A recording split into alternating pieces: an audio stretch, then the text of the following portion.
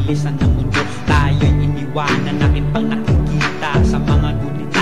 Masayang alaala nung kayo pa'y kasama. Nagbabagang sigarilyo kung sa atin ay sumugat. Pinagsama tayo hanggang sa tayo'y namulat. Ito ang sulat para sa lahat, bagat kaya papunasan ng luhang pumatak. Ngunit kailanman hindi na maburaan si JS na tinata. Kahit nagawatak-watak, magkumpare-pare tayo dahil sa ating mga anak. Kasabay kung nagbago na buhay ng parehas, huwag sanang kalimutan ng iba na nasa rehas.